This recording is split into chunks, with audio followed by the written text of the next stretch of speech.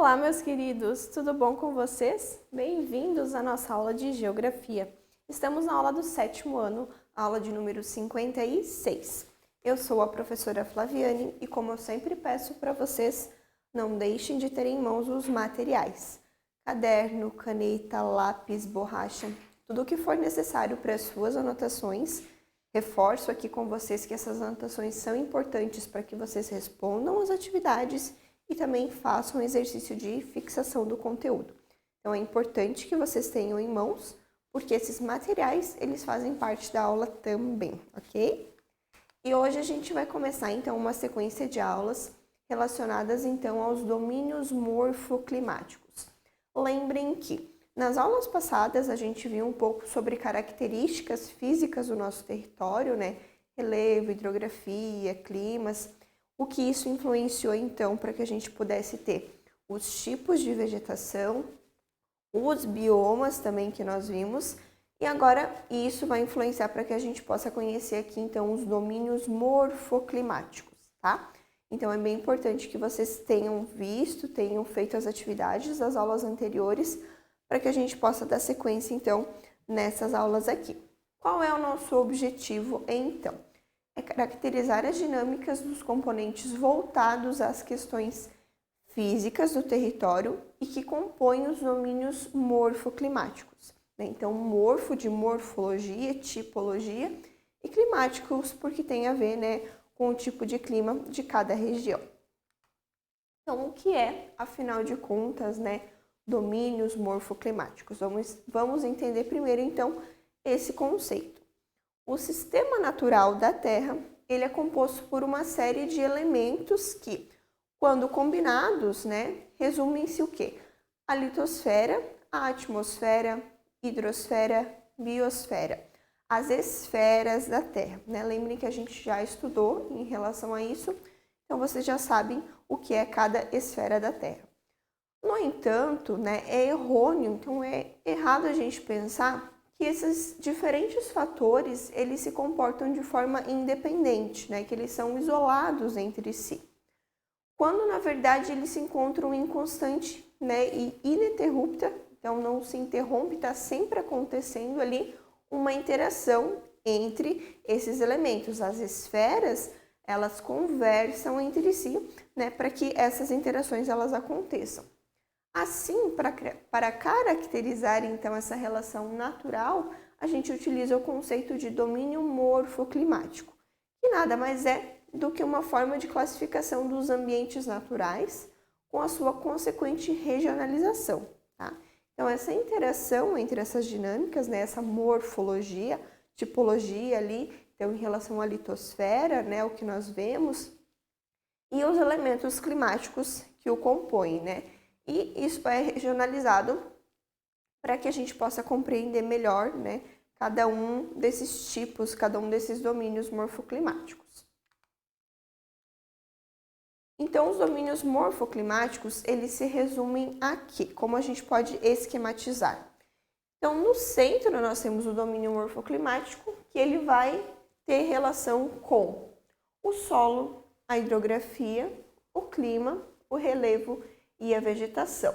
Então, esses elementos em conjunto compõem um domínio morfoclimático e ele vai ser regionalizado porque um domínio, né, ele difere um pouco do outro, então a gente pode regionalizar, espacializar, regionalizando, né, esses tipos de domínios morfoclimáticos aqui. Mas todos eles vão ter essa interação com esses elementos. Os domínios morfoclimáticos, eles são grandes regiões delimitadas com base na presença de elementos em comum e que vão formar paisagens homogêneas, né? Então, paisagens que se assemelham por ter esses elementos em comum ali. Esses elementos são clima, vegetação, solo, relevo e hidrografia, como nós vimos aqui, né, esquematizado. Nesse sentido, o importante geógrafo, o Aziz Absaber, né, a gente já viu então sobre ele quando nós estudamos mais a fundo ali a questão do relevo, né? Ele foi um grande geógrafo que se debruçou sobre essa questão morfoclimática e de relevo e classificação de relevo no Brasil. Então, o Aziz Absaber, ele elaborou ali na década de 70 o que nós temos hoje como domínios morfoclimáticos, demarcando então a distribuição espacial desses espaços naturais e sintetizou eles, né, dentro desses domínios. Uma importante consideração feita pelo Absaber é a existência de faixas de transição. São zonas heterogêneas, ou seja, elas diferem, elas são diferentes, né, caracterizadas pela mescla de um ou mais tipos de paisagem. Como ela está numa transição entre um domínio e outro, ela pega características desses domínios ali do entorno e caracteriza então como uma zona de transição. Aqui nós temos os domínios, ó, e são eles que nós vamos estudar a partir de agora então. O domínio amazônico, o domínio do cerrado, dos mares de morros, da caatinga, das araucárias, das pradarias e as faixas de transição que nós vamos ter. Professora, mas não é a mesma coisa que os biomas?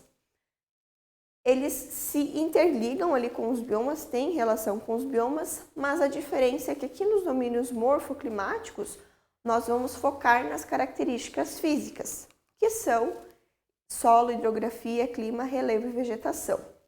E nos biomas a gente conversou mais sobre a questão de vida, a biodiversidade, de fauna, flora, né, plantas, a vegetação em si. Então isso é o que difere um domínio morfoclimático de um bioma, né? O nosso foco de estudo entre os dois acaba diferenciando um pouco nisso. Então, Absaber ele identificou, né, esses biomas, esses seis domínios morfoclimáticos que a gente tem no Brasil, que são, né, os que eu acabei de comentar ali com vocês. E entre eles a gente tem as faixas de transição, que têm características de um ou mais, né, tipos de domínios aqui. São zonas de transição, então, o quê? Quais são? A mata de cocais, o Pantanal e o Agreste. São aqui as zonas de transição que nós vamos ter entre os domínios morfoclimáticos. Então, o primeiro deles, que é o domínio amazônico. Ele é o maior, né, das 6 unidades paisagísticas ali, desses domínios morfoclimáticos do Brasil. Como a gente consegue ver aqui no mapa, né? Claramente é o maior dentre os demais ali.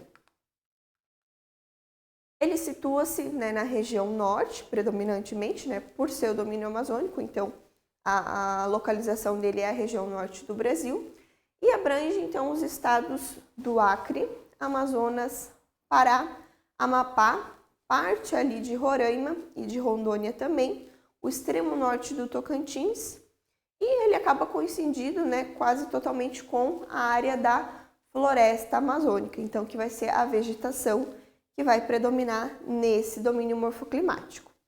Ela é uma vegetação equatorial e é posicionada em baixas latitudes. Como nós estudamos nas aulas passadas em relação à vegetação, né, vocês já sabem, então a vegetação que tipifica o domínio amazônico é a floresta amazônica. Em relação ao relevo, então nós vamos ver os elementos, né, que estão inseridos e que caracterizam cada domínio. Então, primeiro a vegetação, agora o relevo. O relevo do domínio amazônico é bastante diversificado. A gente tem extensas áreas de planície e terras baixas, né, que dividem então o espaço com os planaltos e as depressões, demarcando assim áreas com substrato bastante antigo e erodido pela intensa ação dos agentes modeladores do relevo. Vocês lembram, então, quando a gente conversou em relação ao relevo, a gente tem os agentes modeladores, os agentes internos e os agentes externos. Os internos são aqueles que criam, né, as erupções vulcânicas, o tectonismo, e os agentes externos são aqueles que modelam, desgastam o relevo. As águas, vento, né? Tudo isso modela o relevo por fora. Então, aqui no relevo do domínio amazônico, nós vamos ter aqui, ó, planícies, ó, planaltos e planícies, né, principalmente. Então, aqui a gente tem, ó, a classificação do relevo segundo o professor Absaber, que foi quem fez os domínios morfoclimáticos. ele também tem a sua classificação de relevo. Então, aqui no domínio amazônico, ó, só para a gente comparar. Então, a gente vai ter planalto, né, e planícies, principalmente aqui, terras baixas, né, com florestas equatoriais aqui, ó. Então, comparem um mapa com o outro, esse é do relevo e esse é de domínio morfoclimático aqui. Então, a gente vai ter planaltos e planícies, principalmente, e entre planaltos e planícies a gente tem as depressões, que são as áreas mais baixas desse relevo e que vão receber os sedimentos vindo das áreas um pouco mais altas. E como a gente tem grande presença de água aqui, né, de rios, então a gente tem o trabalho das águas, né, levando esses sedimentos então para as depressões aqui. A hidrografia, então em relação aos rios, ali a água presente. A hidrografia do domínio amazônico, então, se divide entre a bacia amazônica, né, que é a maior bacia hidrográfica do mundo, e a gente tem também a bacia do Tocantins-Araguaia, que é a maior bacia exclusivamente brasileira. Então, lembrem que a floresta amazônica, a bacia amazônica, que é a região amazônica, faz fronteira aqui com os vizinhos, né? A gente tem os países vizinhos aqui, aos quais esse domínio morfoclimático ele se estende, né? As questões amazônicas elas se estendem. Dentro do Brasil é a Amazônia Legal e fora do Brasil a Amazônia Internacional, então ela se estende. Então esse é um domínio morfoclimático que ele se estende aqui aos nossos vizinhos. Com isso, a bacia hidrográfica também compreende outras regiões. Já a bacia do Tocantins-Araguaia, ela está exclusivamente em território brasileiro, então ela está só aqui no nosso solo. E entre os principais rios que a gente tem na região, a gente tem o rio Amazonas, o rio Negro, o rio Tapajós, o rio Madeira, o rio Tocantins e o rio Araguaia, né, que depois vão formar essa outra grande bacia ali.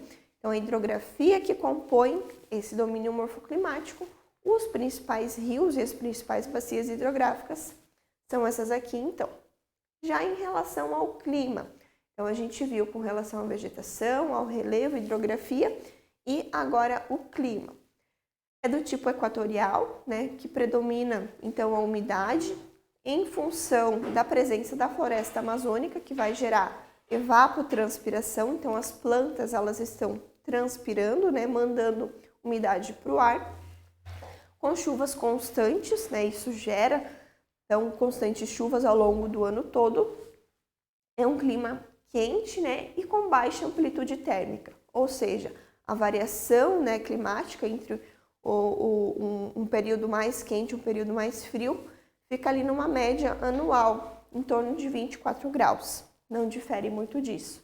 Não é como nós aqui, por exemplo, que num período de primavera amanhece, né, mais friozinho, aí vai esquentando ao longo do dia, a gente tem uma temperatura bem alta e no final do dia cai de novo essa temperatura. Então isso é amplitude térmica. A máxima e a mínima, elas diferem bastante ao longo do dia, né, ao longo de um período.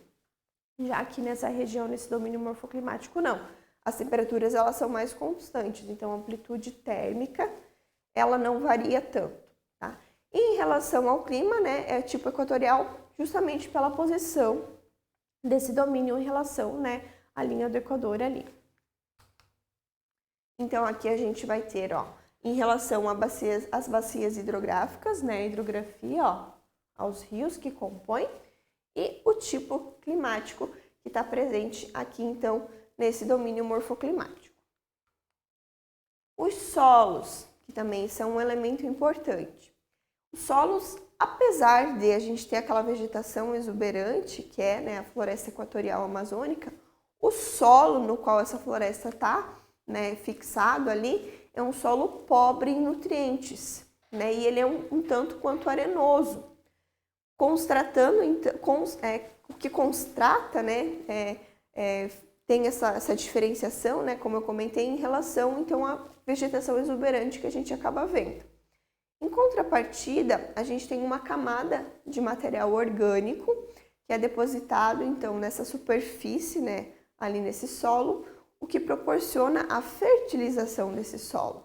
Então, apesar de profundamente ele ser um solo pobre, a grande camada de nutrientes de material orgânico que cai da floresta, isso fertiliza esse solo, que faz com que a gente tenha, então, esse grande volume, né, de floresta e de espécies ali. Solos mais férteis, eles são encontrados nas áreas de planícies fluviais. Então, as áreas em que a gente tem ali a presença de rios, né, e depósito de sedimentos, onde há o depósito dos nutrientes pelas águas dos rios. Os principais tipos de solo encontrados nesse domínio, então, no domínio morfoclimático amazônico, são os argissolos, latossolos e gleissolos. São os tipos de solo que a gente tem, então. Existe uma tabela com os nomes e os tipos de solo, e nesse domínio, então, esses três são os mais encontrados.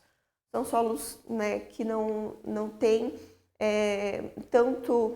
são solos pobres, né, como a gente viu, porém, esse grande depósito de matéria orgânica em cima, né, dele faz com que ele gere, então, possibilidade de se ter uma grande floresta sob esse solo pobre. Então, aqui, ó, matéria orgânica, ó, gera esse solo mais escuro. Então, essa decomposição de material orgânico gera um solo mais escuro, que é a característica, então, desses solos aqui. Então, para essa aula é isso, pessoal. Lembre que a gente tem mais domínios para a gente ver ainda.